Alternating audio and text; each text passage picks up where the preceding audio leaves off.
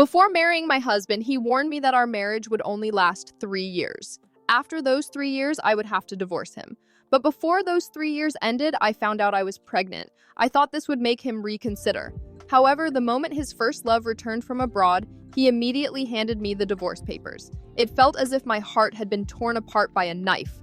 I endured the pain and asked, "When do we finalize the paperwork?" Juan frowned and replied, "In the coming days. I'll try to compensate you as much as I can. Let me know if you have any requests."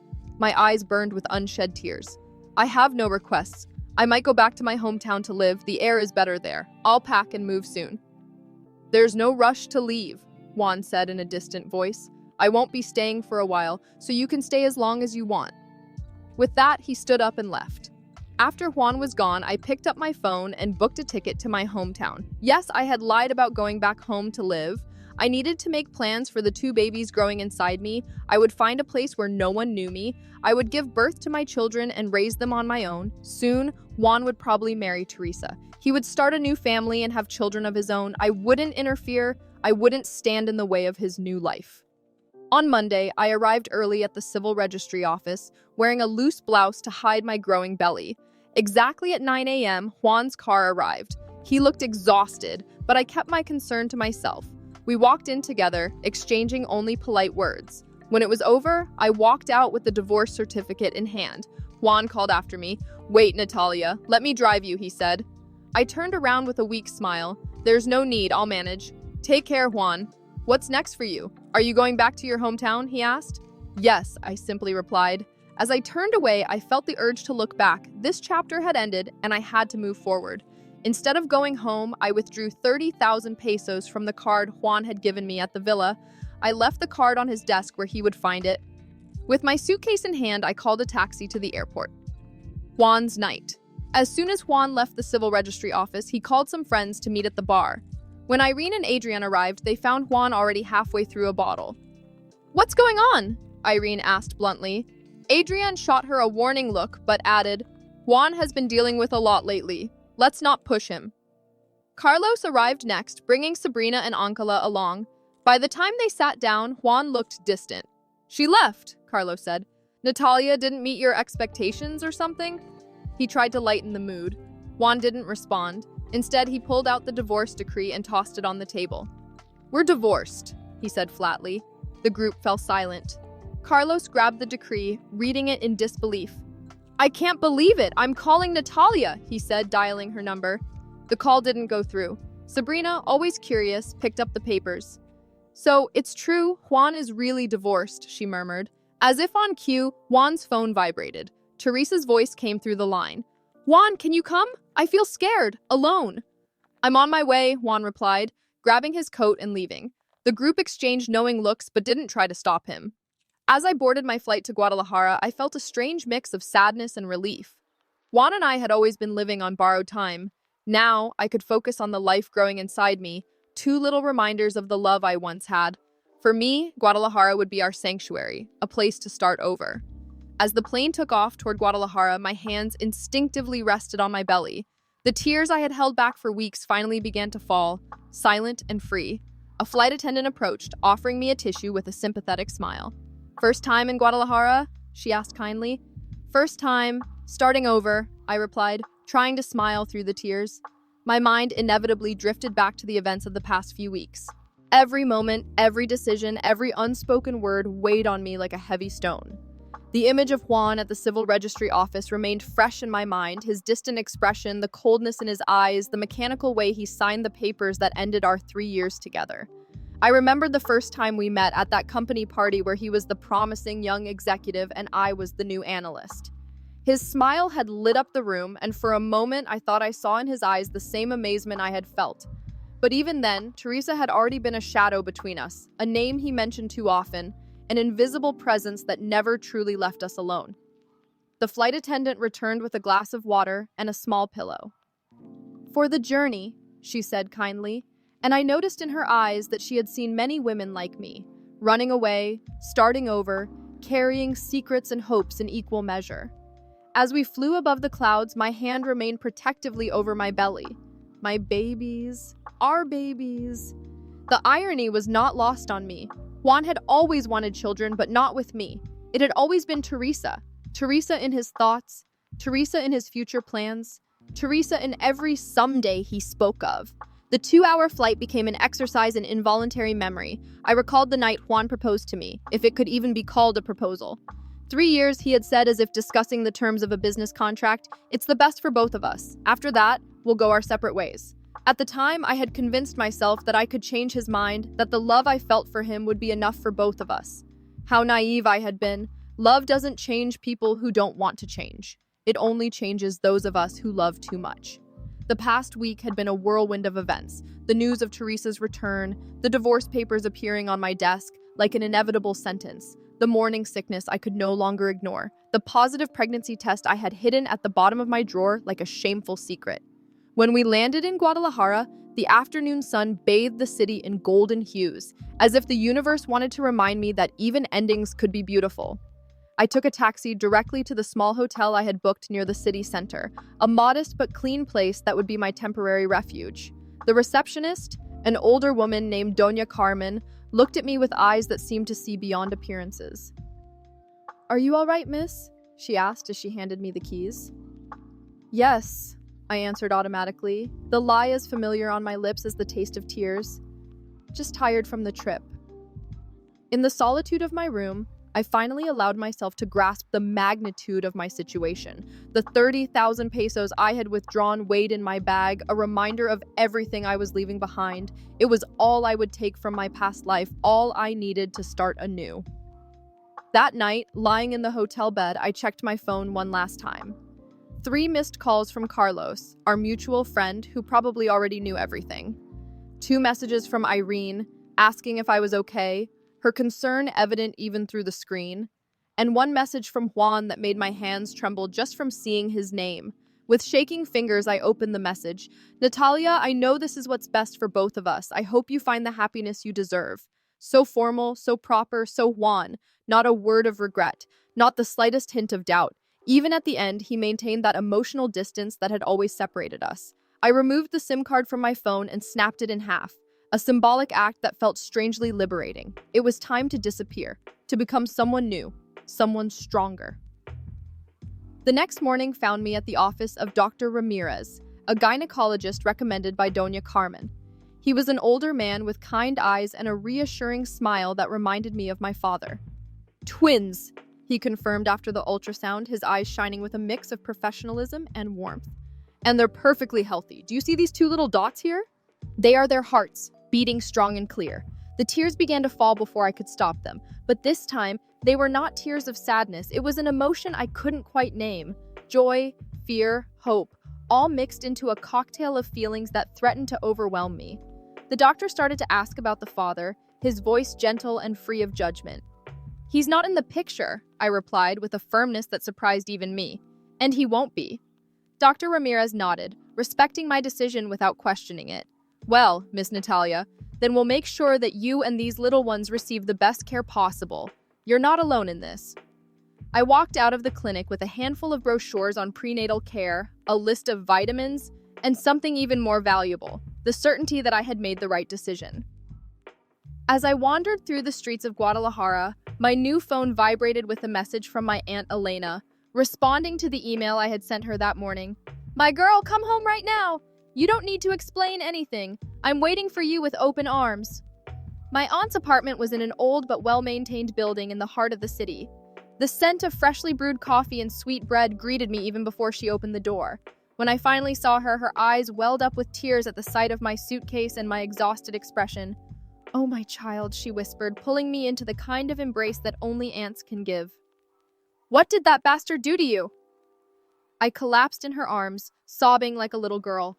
The words poured out of me. The marriage with an expiration date, Juan's distant stares, Teresa's triumphant return, the divorce papers, and finally, my pregnancy.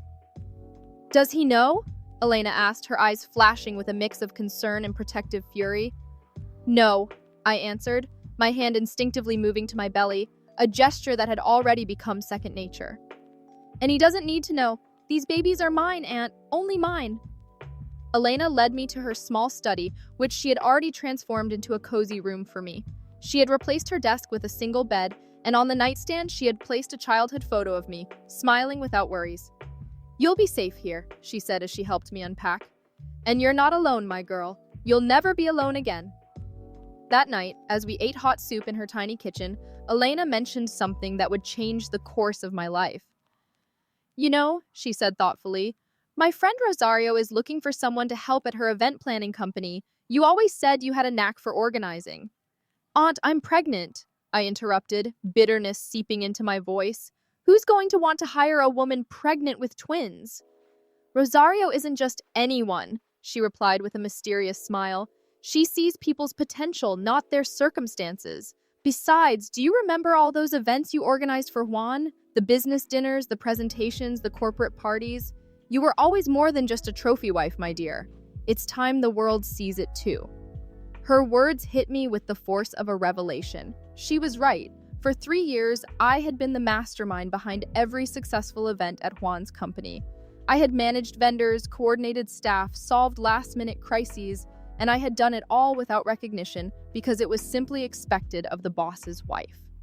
The next day, I found myself standing in front of an elegant building in Guadalajara's business district. Rosario Mendoza turned out to be an imposing woman in her 50s, with silver hair and a presence that filled the room. She reminded me of all the strong women I had admired from afar, but had never dared to emulate. "Elena told me about you," she said, studying me with sharp yet kind eyes. "She says you're organized, detail-oriented, and that you need a fresh start."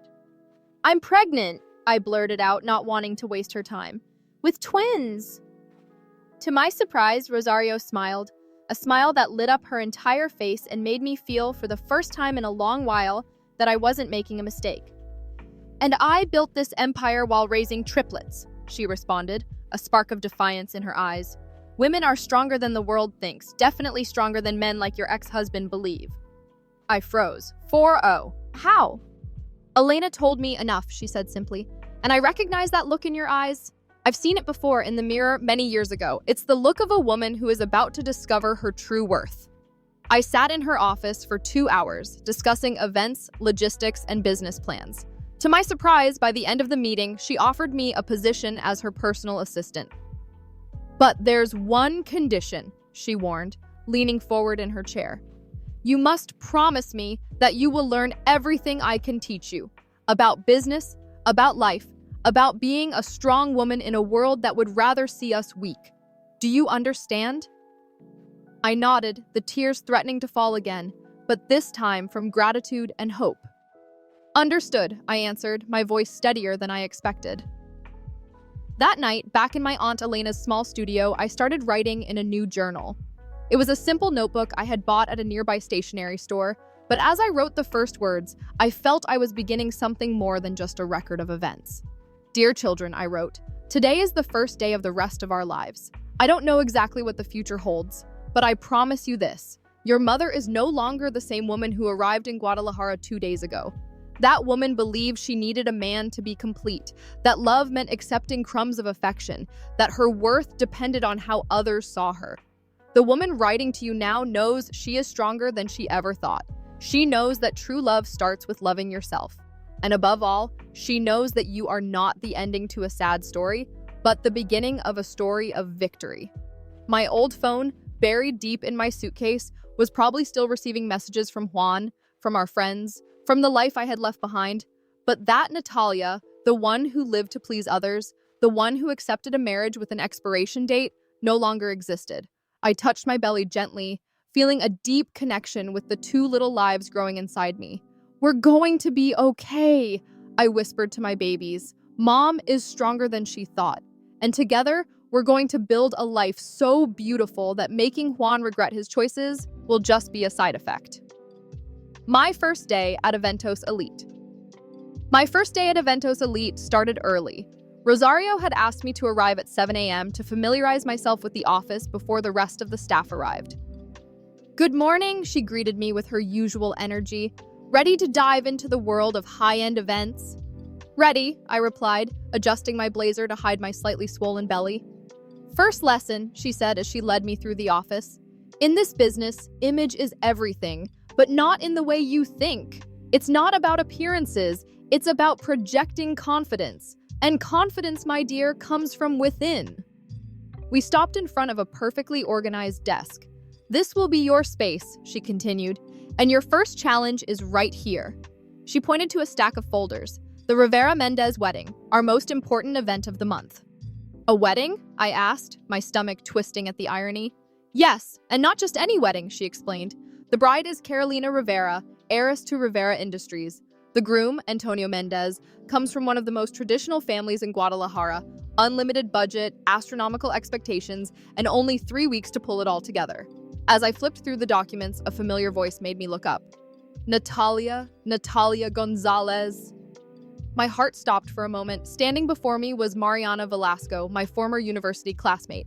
And from the look on her face, I knew she recognized exactly who I was and where I came from. Mariana? I greeted, trying to maintain my composure. I didn't know you worked here. I'm the event coordinator, she replied, her eyes scanning me with curiosity. The last I heard, you were married to Juan Martinez in Mexico City. Rosario, who had been observing the interaction, smoothly intervened. Natalia is our new executive assistant, and I'm sure the two of you will work excellently together. The look she gave Mariana left no room for argument. My past was not up for discussion. Lunchtime confrontation. During lunch, Mariana sat with me in the small office cafe. I'm sorry, she said after a moment of awkward silence. I shouldn't have brought up, It's fine, I replied, poking at my salad. It's part of my past. Are the rumors true? She asked hesitantly. About Teresa? She asked, lowering her voice. I looked up, finding no malice in her eyes, only genuine concern. Yes, but that's not the whole story, I admitted. It never is, she replied with a knowing smile. Then, noticing how I had pushed away the glass of wine she had offered, her eyes widened. Wait, are you? I nodded slightly. Twins? But no one can know, Mariana. No one. Your secret is safe with me, she promised, squeezing my hand. And if anyone can understand your situation, it's me. What do you mean? My ex left me for his secretary when I was pregnant with Sophia, she revealed. Now my daughter is 5 years old and she's the light of my life. And him? Well, let's just say karma is a bitch. For the first time in weeks, I found myself laughing genuinely. I had forgotten what it felt like to have a friend who truly understood. A whirlwind of change. The following weeks were a whirlwind of activity. The Rivera Mendez wedding consumed most of my time, but I discovered I had a natural talent for managing the countless details that made an event perfect. One afternoon, as I reviewed the floral proposals, Rosario called me into her office. Carolina Rivera is here for an emergency meeting, she announced, and I want you to handle it. Me? I asked, surprised. But Mariana is excellent with logistics, but you have something special, Natalia. You have empathy. And trust me, with brides like Carolina, that's more valuable than any experience. Carolina Rivera turned out to be a stunning woman, but the stress was evident in her posture. Everything is wrong, she declared the moment she walked into the meeting room. Antonio wants a traditional wedding. His mother insists on inviting half of Guadalajara, and I just want this day to be about us. I studied her carefully, recognizing something in her eyes that I knew all too well, the fear of not being enough. Miss Rivera, I began gently. Carolina, please. Carolina, can I ask you something personal? She nodded hesitantly. What do you really want for your wedding? Her eyes filled with tears. I want it to be perfect, not because of the flowers or the dress or the guest list. I want it to be perfect because when Antonio sees me walking toward him, I want him to know that I am the only woman in the world for him. At that moment, I felt a sharp pang in my chest. How many times had I wished Juan would look at me that way? Then let's start there, I said, recovering. This is your love story, Carolina, and we're going to make sure every detail reflects that. For the next 2 hours, we reworked the entire wedding concept. When we finished, Carolina hugged me impulsively. Thank you, she whispered. You're the first person who really listened to me. Reflections over dinner. That night, as I had dinner with my Aunt Elena, I couldn't help but reflect on the day. What are you thinking about, my dear? She asked, pouring me more water. How life changes, I replied. A month ago, I was organizing events to please Juan. Now I'm helping others create their perfect moments. And the difference is, Elena observed, now you're doing it on your own terms. By the way, this arrived for you. She handed me an envelope. Inside was a card from Mariana. Dinner at my place this Saturday. Just girls, no questions, no judgment, just friendship. I won't take no for an answer. I smiled, feeling something inside me begin to heal. Maybe true love wasn't just about romantic relationships. Maybe it was about finding people who accepted you exactly as you were. A new challenge. My phone vibrated with a message from Rosario. Excellent job with Carolina today. Tomorrow we have an important meeting. Get ready for your first solo event. I placed a hand on my belly, feeling the first butterflies of real excitement since arriving in Guadalajara. See that, babies? I whispered. Mom is starting to shine on her own. Elena watched me with a knowing smile. You know the best thing about new beginnings? She asked. What? They allow us to discover who we really are when no one is telling us who we should be. That night, as I wrote in my journal, I reflected on her words. The Natalia who had arrived in Guadalajara looking for an escape was beginning to transform into someone stronger, more confident, more authentic. And the most surprising thing was that this transformation had nothing to do with Juan or Teresa or proving anything to anyone. It was simply about me, discovering my own worth one day at a time. Saturday arrived faster than I expected. Mariana's home was a cozy apartment filled with pictures of her daughter, Sofia, and small details that spoke of a full and happy life.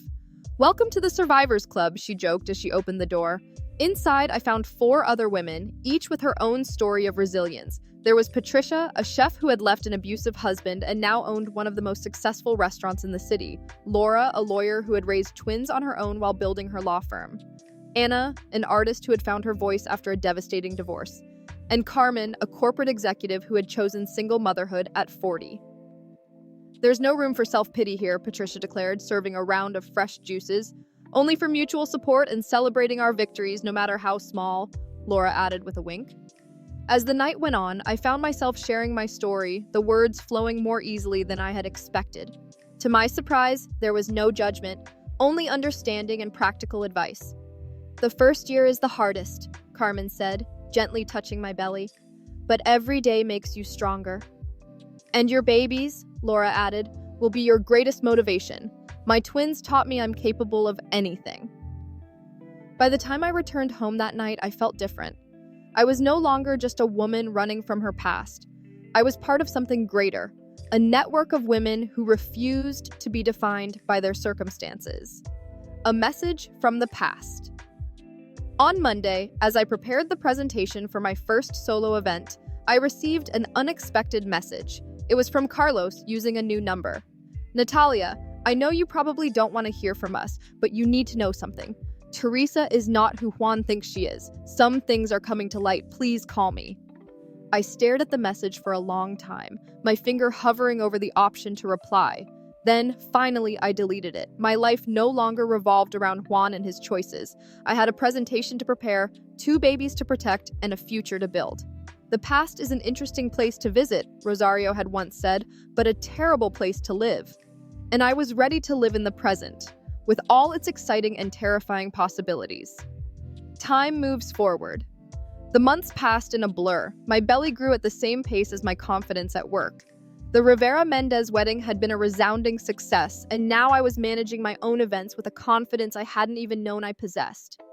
Have you thought about opening your own company? Rosario asked one afternoon as we reviewed the budget for a corporate event. I looked at her, surprised. My own company? Don't look at me like that, she smiled. In 6 months, you've shown more talent and vision than many people in this industry with years of experience. But I'm pregnant, I protested weakly, though I no longer used that as an excuse as often as I once did. And, she countered, I started this business with 3 babies and a mortgage. Women are experts at juggling. Before I could respond, Mariana burst into the office, her face pale. Natalia, you need to see this, she said, holding out her tablet. It was an article from a Mexico City newspaper. The headline hit me like a punch.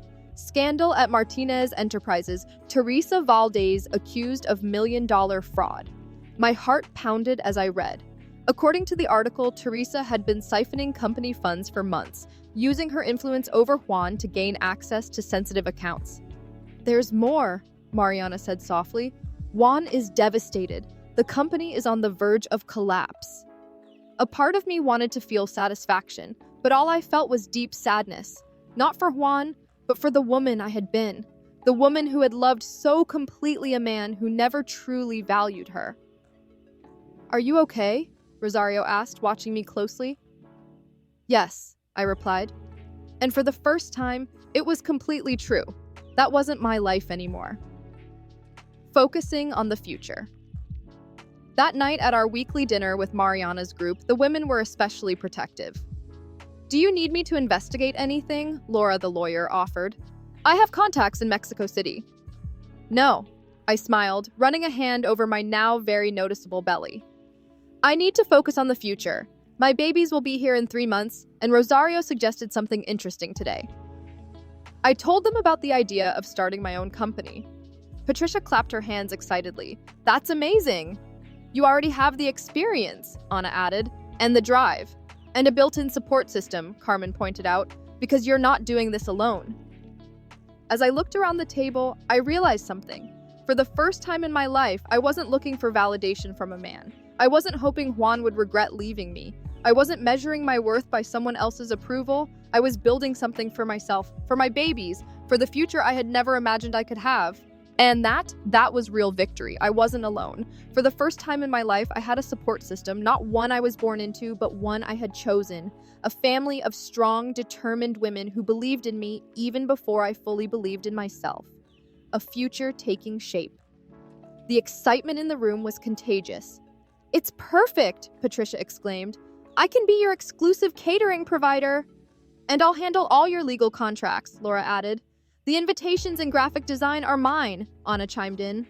Carmen, always practical, was already crunching numbers on her phone. "With your experience and contacts, plus our support, this could be huge, Natalia." "But the babies?" I asked, voicing my biggest concern. "That's what we're here for," Mariana said firmly. "Remember when Sophia was born? We all took turns helping me. We are a family, Natalia, a family we choose." That night, as I got ready for bed, I received another message from Carlos. "Juan finally opened his eyes about Teresa, but I fear it's too late. He's asking about you. Can we talk?" This time I found myself typing a response.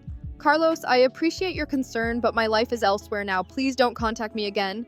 I blocked his number and sat on my bed, feeling my babies move. Dr. Ramirez had confirmed they were 2 boys, and though I hadn't named them yet, I already loved them with an intensity that amazed me. "Your lives will be different," I promised softly. "You will have a strong, independent mother who will teach you that self-love is the first and most important kind of love." An unexpected offer. The next morning, Rosario called me into her office. "I've been thinking," she started. "About what?" I asked cautiously. "About retiring." "What? You can't!" "I can and I will," she smiled. "My kids are grown, my husband wants to travel, and honestly, I'm ready to pass the torch." "But the company?" "That's where you come in," she said, sliding a folder toward me. "I want you to be my successor." I was speechless. "This isn't a gift," she continued quickly. "It's an investment. You have the talent and vision to take Eventos Elite to the next level. I have the experience and connections. We can do this gradually. You establish your own company, I mentor you, and in a year or 2, we merge operations." "But my babies—" "They will be your biggest motivation," she interrupted. "Natalia, 6 months ago, you came here looking to escape. Now it's time for you to start building, not just for yourself, but for those 2 little ones on the way."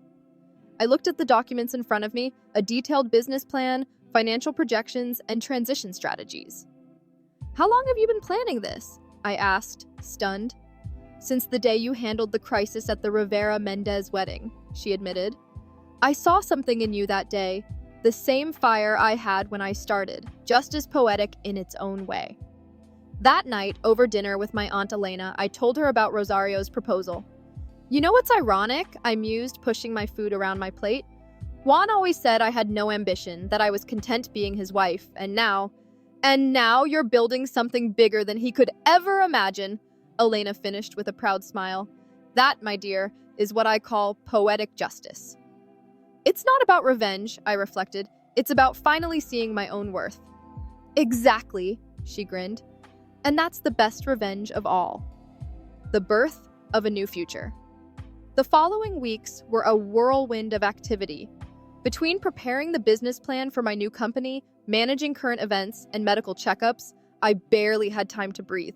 But each night, as I wrote in my journal, I felt a peace I had never experienced during my marriage to Juan.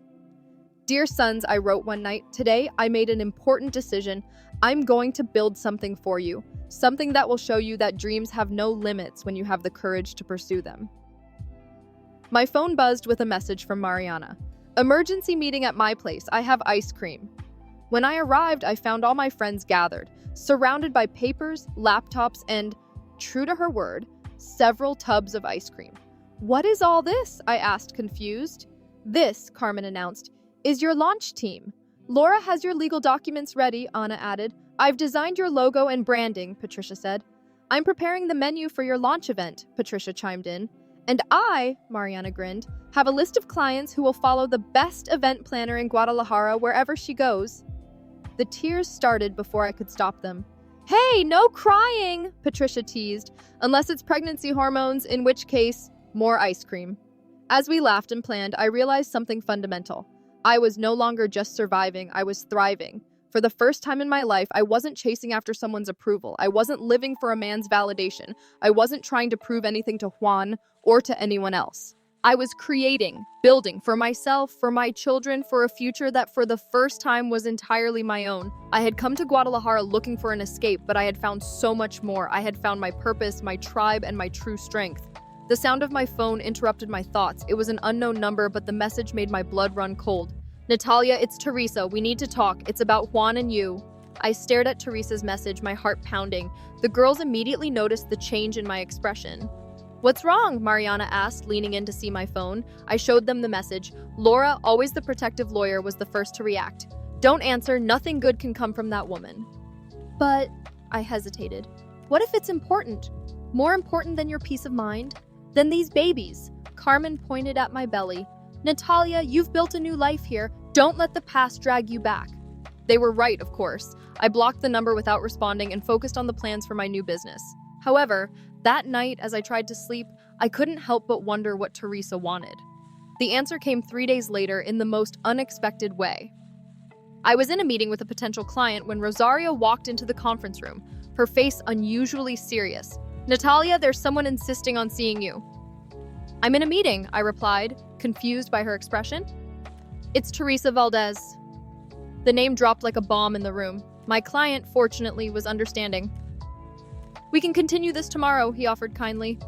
After he left, I remained seated, taking deep breaths to calm my nerves. Rosario sat beside me. You don't have to see her, she said softly. I can ask her to leave. No, I replied, surprising even myself. It's time to face the past. Teresa was sitting in the reception area, looking very different from the confident woman I remembered. Her expensive clothes couldn't hide the dark circles under her eyes or the defeated expression on her face. Natalia, she stood up when she saw me. Her eyes widened at the sight of my advanced pregnancy. Oh my God. What do you want, Teresa? I asked, keeping my voice firm. I need your help. The words seemed to cost her great effort. Juan is destroyed. The company is on the verge of bankruptcy, and it's my fault. Why would I help you? I asked, genuinely curious. Because you know Juan better than anyone. Because despite everything, I know you still care about him. A bitter laugh escaped my lips. You're wrong, Teresa. I cared about Juan, past tense. Now I care about myself and my children. Her eyes drifted back to my belly. Does Juan know? No, and he won't, I answered firmly. These babies are mine. Only mine. But they're his children, she protested. He has a right. A right? My voice rose slightly. Like the right I had to a real marriage? Like the right I had to be respected and valued? Don't talk to me about rights, Teresa. She sank into her chair, tears beginning to fall. I've lost everything, Natalia. My reputation, my career. Juan doesn't even look me in the eyes anymore. And what did you expect? That you could manipulate and deceive without consequences? No, she whispered. I expected love to be enough. I looked at her, really looked at her, and I saw something that surprised me. A woman just as broken as I had been months ago. Love is never enough if you don't love yourself first, I said softly. That is the most important lesson I've learned. At that moment, Mariana entered the reception area, standing protectively. Natalia, your next meeting is about to start. It was an obvious lie, but I appreciated it. Teresa, I can't help you. Not because I don't want to, but because it's not my place. Your story with Juan is yours to resolve. And the babies? She asked, almost pleading. The babies are my story, I replied firmly. My new chapter, and I'd appreciate it if you respected that. After she left, Mariana pulled me into a tight hug. Are you okay? Better than okay, I replied. And it was true. For the first time, I saw Teresa as a person, not as the ghost that haunted my marriage. And you know what? I felt nothing. No hatred, no resentment, just peace. That night, at dinner with my friends, I told them about the encounter. I'm proud of you, Patricia said. You handled that with more grace than I would have. It's because our Natalia has grown, Carmen smiled. She's no longer the woman who came to Guadalajara running away. No, I agreed, gently placing my hand on my belly. Now I am the woman who is building her own destiny. The following days were a whirlwind of activity. My company's launch was scheduled for 2 weeks from now, and there were 1,000 details to coordinate. One afternoon, while reviewing the menu with Patricia, I received a message from Rosario. I just got an interesting call. Rivera Industries wants to hire us for their annual event, but they specifically want you as the coordinator. Me? I replied, surprised. Carolina Rivera was so impressed with her wedding that she recommended us to their entire board of directors. This could be the perfect boost for your new company. I stared at the message, a smile forming on my face. It was ironic how life worked sometimes.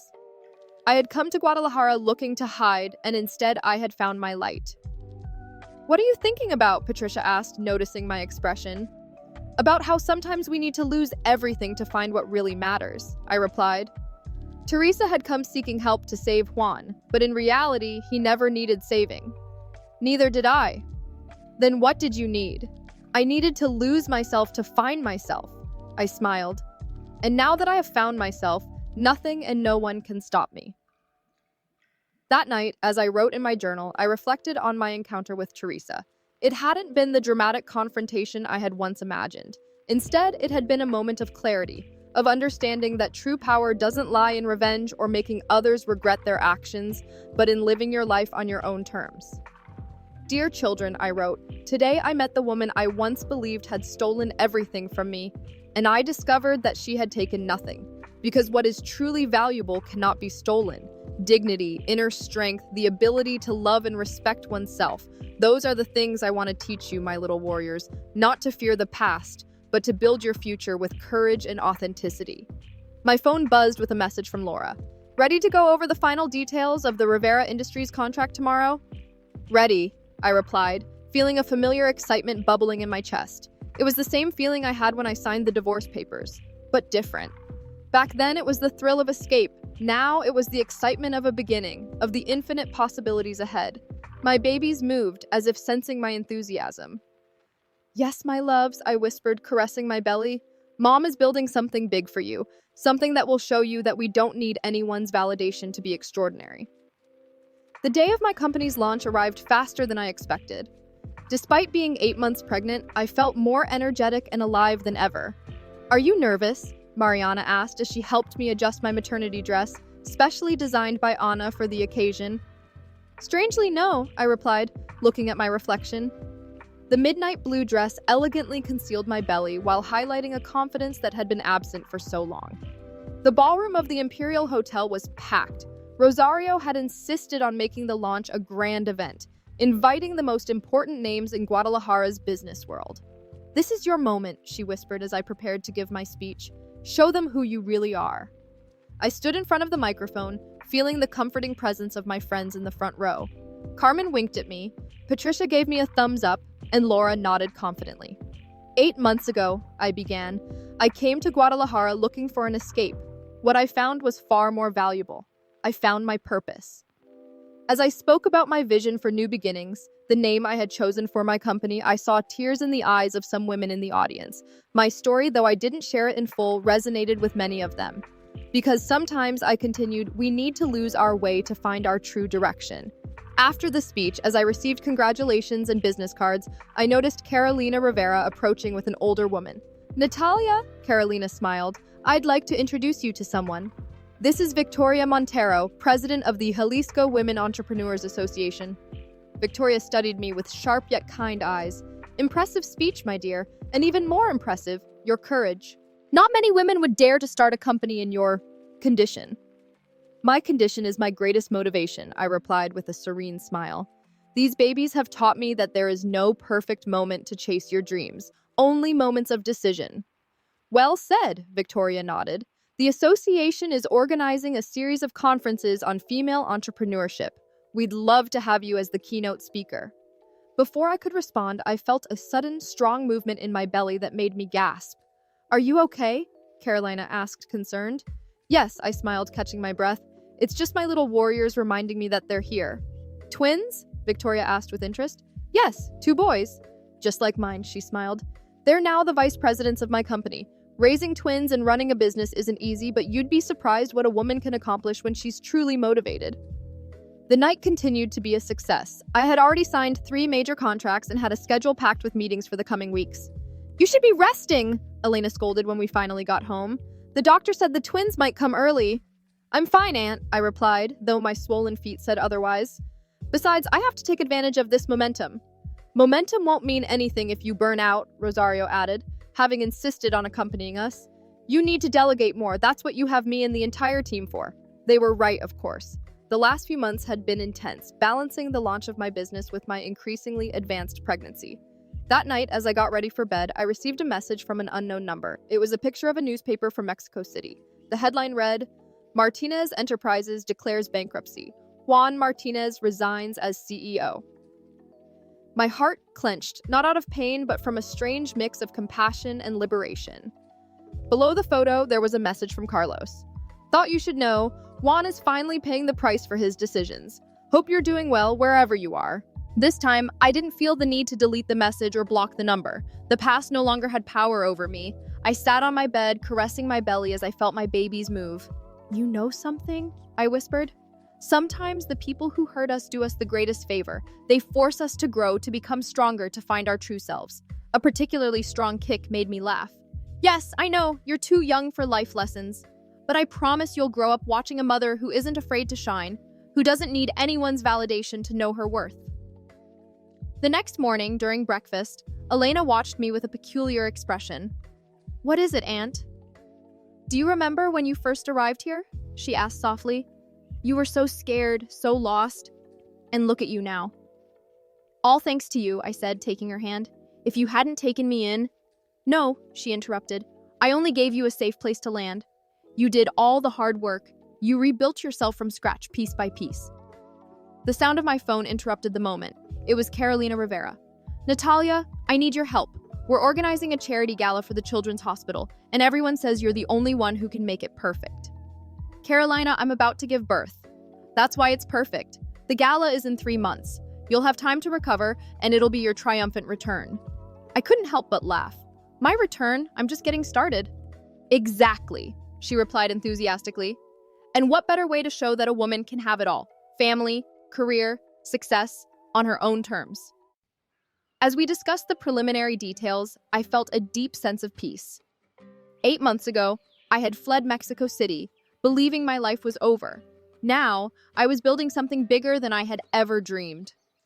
By the way, Carolina added, before hanging up, Victoria Montero was very impressed with you. She says you have something special, an authenticity that can't be faked. I'm just myself, I replied simply. Exactly. And that, my dear, is your superpower. That afternoon, during our weekly meeting, I told my friends about the charity gala. 3 months after giving birth? Patricia raised an eyebrow. You do realize you'll have newborn twins, right? That's why I need you all more than ever, I replied. Not just as a work team, but as family. Always, Mariana promised, and the others nodded in agreement. Besides, Carmen added with a mischievous smile, who better to organize events than a woman who has handled the most chaotic event of all, giving birth to twins? As we laughed and planned, I felt my babies moving restlessly. It was as if they, too, were excited about the future ahead of us. You know, I said, looking at my friends, When Juan told me our marriage would only last 3 years, I thought it was the end of the world. Now I see it was just the universe opening a door to something better. The universe, Laura smiled, and a group of stubborn women who refuse to let you give up. To stubborn women, Patricia toasted with her orange juice. To new beginnings, I added, feeling that with each passing day, the name of my company carried more meaning. That night, as I wrote in my journal, I reflected on how life had come full circle. Juan had wanted a temporary marriage, and instead, he had given me permanent freedom. Teresa had tried to break me, but she had pushed me to build something greater. Fate, with its perfect irony, had turned every loss into a gain, every ending into a new beginning.